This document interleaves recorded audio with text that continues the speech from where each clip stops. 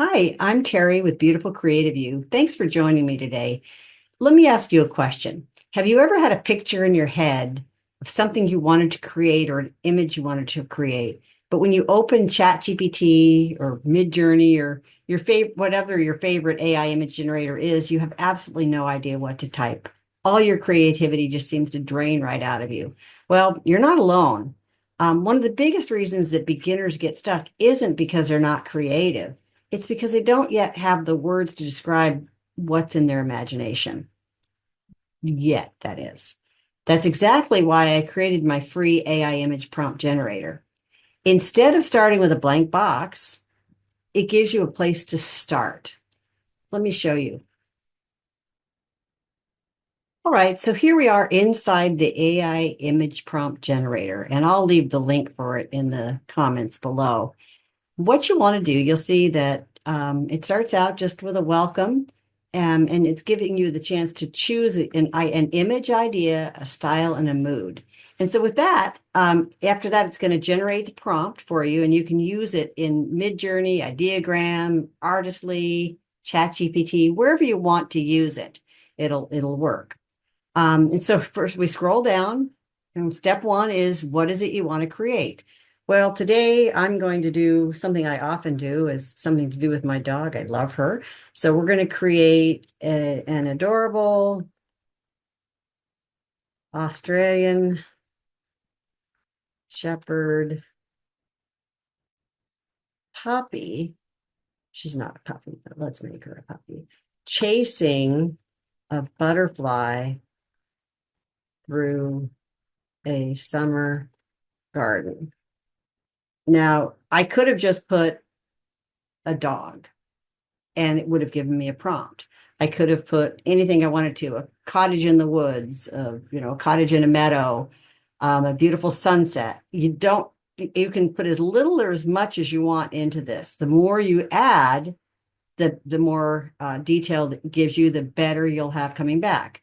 But the idea is to just give you a place to start, as I said before.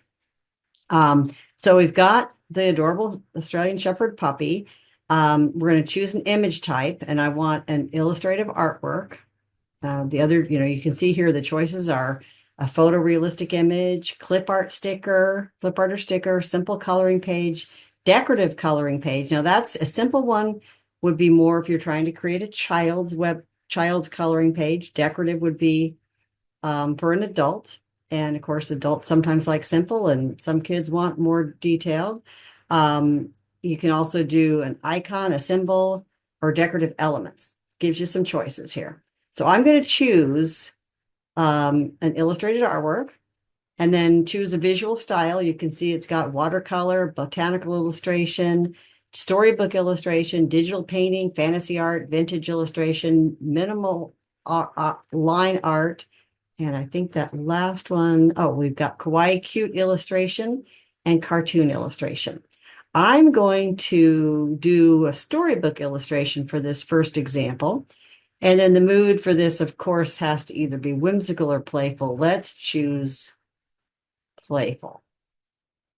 And that's it. Now I hit generate 4 visual styles.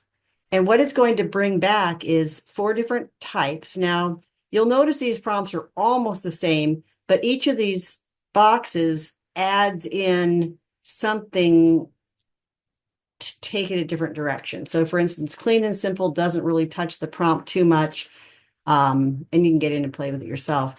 Playful and charming, I think we're going to want that one because after all, it is a puppy. Decorative and stylized, that is actually more for if you're doing the elements or that kind of thing, but you really can use it for any of them. And mystical and symbolic for those of us who love to go down the woo road. So I'm going to choose the playful and charming, and I'm going to copy the prompt. And then we're going to take it into a couple of image generators and see what we come up with. Hold on. All right, so here we are. First stop on our journey is Ideogram.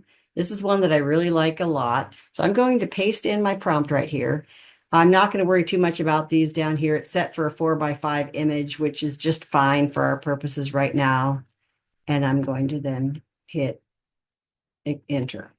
And now while that's running, so we don't have to sit and wait while it does this, we're going to move over to our next one, which is Midjourney. So here we are in Midjourney, and I'm going to paste it in here as well. Now this is using Midjourney's brand new latest generation of their program. And I am going to change it in here because I really like the old 6.1 version. It does a lot of things. It does cute things well, shall we say.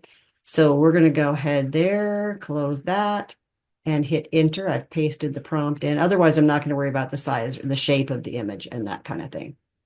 All right. So now let's go back over and see what Ideogram has come up with. Oh, these are cute. We'll just pull them up and we can look through them. Well, it gave me what I asked for. A cute, playful Australian Shepherd puppy in a garden chasing a butterfly. And I could take that and use it in a project, as a cover of a journal, all kinds of things. So that's fun. Now let's go see if Midjourney is done with theirs. Okay. So they did a great job. This has done an even better job for playful than I expected. See, that's a little bit more realistic. That's cute. That's cute. This one right here is absolutely my favorite for what I was looking for. It looks the most like a children's book illustration. So, and then the other thing you can do is take it even into ChatGPT if you want to. So hold on, I'll show you that.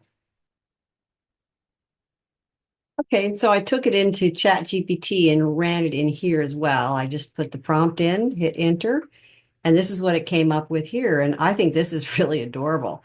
Different than the others, but it's adorable. And so it gives you some choices. And what you'll learn is to choose the generator, and you'll likely use more than one because what you're going to get and which one you're going to use is really going to depend on what it is you want to make. So let's just take a glance back at the other two. We've got Ideogram with some really cute pictures, different than the whoops, that's a garden, not a dog. It's different than the ones that ChatGPT and Midjourney did, but cute all the same. And then here are the ones that we've gotten from Midjourney. This still, I think, is my favorite. Depending on what I was making, this may be my favorite of that, and ChatGPT is maybe my favorite of the day. So really, it's all about your taste. But here's the thing that's important to know is that once you're in here, you've got the words because you had the prompt. But let's just say, well, I don't want him chasing a butterfly. I want him chasing a dragonfly, or I want him smelling a flower. The idea of the generator is to give you the words and the place to start. You can now go in and change anything you want to in the prompt, and you're not going to lose what you started with. It's just going to expand your options. And so that's kind of the idea with it all. And so what you'll notice is that AI isn't trying to create the same exact image every single time. It's interpreting the same creative direction. And honestly, that's what I love about it is that if you don't like what you get, you can just run it again, and it'll bring you something different. Now there's nuances to that. And as we get into more training, we can explain more of that and practice with it. Now, here's an important part. The prompt generator isn't designed to give you the perfect image on your first try. It's designed just to get you unstuck, to get you moving, to get you creating, and let you start to see and experience the process. From here, you might decide, I like brighter colors. I want it to feel more whimsical. I'd rather try a colored pencil style instead of watercolor or children's storybook illustration. Okay, I'd like a hummingbird instead of a butterfly, or I'd just like a picture of a hummingbird. those little adjustments are where your creativity starts to shine. And the more you do this, the more your brain is going to expand and start thinking that way. At first, we're just very focused and very mindful of what we're doing, and we want it to be perfect. Well, you don't need it to be perfect. You need to make attempts at it because, as that practice of doing it actually gives you the ability to know what you want and what you like. It's really not. This is creativity. Creativity is not about being perfect. So the hardest part usually is just simply getting started. And once you have something to work with, it's much easier to make it your own. And so, I really that's really the philosophy behind everything I teach. The goal isn't to become a prompt writing expert. The goal isn't to learn every AI tool. The goal is to create something meaningful, something that matters to you. The tools are simply there to help you get started. And to make it possible. And you're going to learn different tools as you go along. Some you'll like, some you'll use, some you'll never try again. And it's not about becoming an expert in those tools. It's about experimenting with them so that you can get the result that you're looking for. If you'd like to try the prompt generator for yourself, it's completely free. I've put the link in the description below. And if you create something with it, I genuinely love to see what it is you come up with. Until next time, go create something amazing. Thanks for stopping by. Bye-bye for now.